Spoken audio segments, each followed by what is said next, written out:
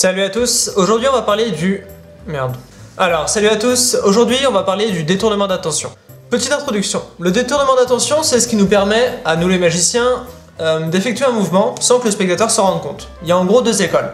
Ceux qui sont extrêmement puissants techniquement et qui arrivent à faire par exemple des sauts de coupe devant le spectateur, devant ses yeux sans que ça pose de problème. Et ceux qui sont plutôt axés détournement d'attention et qui vont du coup utiliser des subterfuges pour pouvoir caler leur mouvement, par exemple tout ce qui est levé double et tout ça.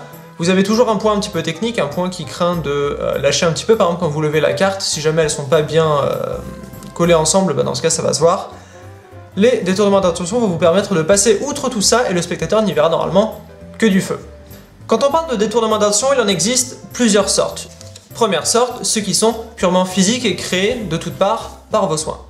Ça va comprendre par exemple le claquement de doigts. Si vous claquez à un endroit qui est loin de vos mains, donc c'est-à-dire du cadre d'attention du spectateur, vous aurez tout le temps, pendant ce temps, avec votre autre main, de faire le mouvement que vous cherchez à exécuter.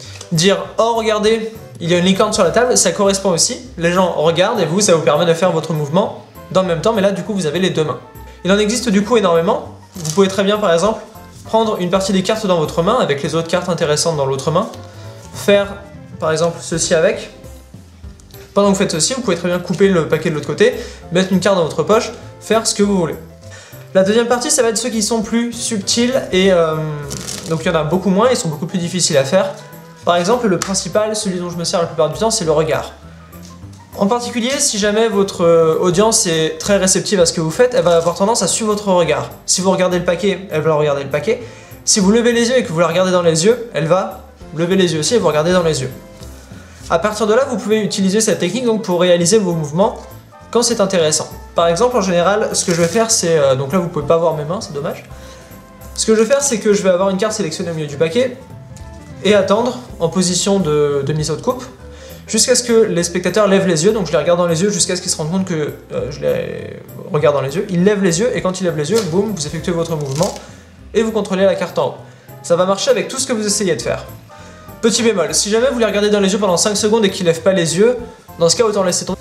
Parce qu'ils vont savoir quand ils vont lever les yeux qu'il y avait quelque chose que vous essayez de les faire faire.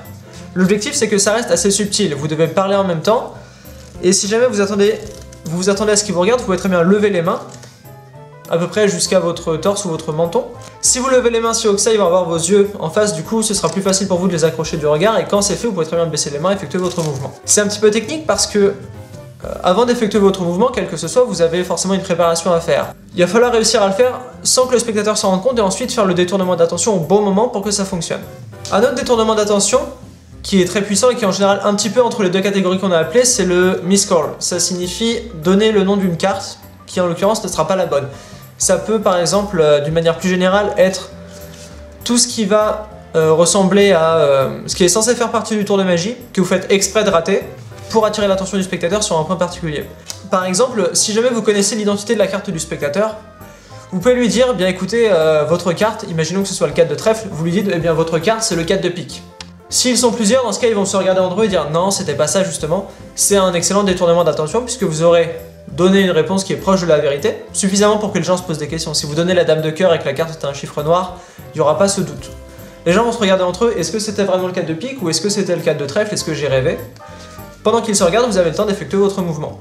C'est encore plus fort si jamais vous avez, là par exemple j'ai le 4 de pique, si jamais vous avez le 4 de pique par exemple dans votre poche, ou n'importe quelle fausse carte, et que vous connaissez la vraie carte du spectateur, vous la regardez et vous dites ah c'est le 4 de pique, alors que la carte du spectateur est le 4 de trèfle, les gens vont se regarder entre eux, non c'est pas ça, et vous avez tout le temps pendant ce temps, si vous avez le 4 de trèfle quelque part, comme ceci, de prendre le 4 de trèfle et de le mettre là où vous voulez pour effectuer l'effet. Un dernier subterfuge, donc qui rejoint un petit peu tout ça. Tout ça, ça se recoupe, c'est globalement la même chose, ce sont des détournements d'attention, donc il suffit simplement d'attirer l'attention du spectateur sur autre chose pour que ça fonctionne.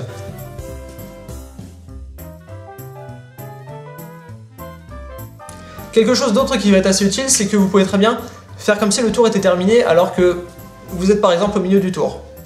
Imaginons que vous venez de reprendre sa carte, donc là vous avez le cadre d'attention du spectateur, je ne sais pas si vous voyez le bas de mes mains.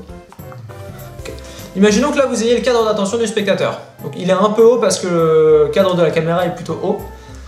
C'est-à-dire que le spectateur va regarder en gros tout ce qui se passe dans ce cadre et va s'attendre à ce que tout le tour se passe dans ce cadre-là. Vous pouvez en sortir, simplement il ne s'y attend pas.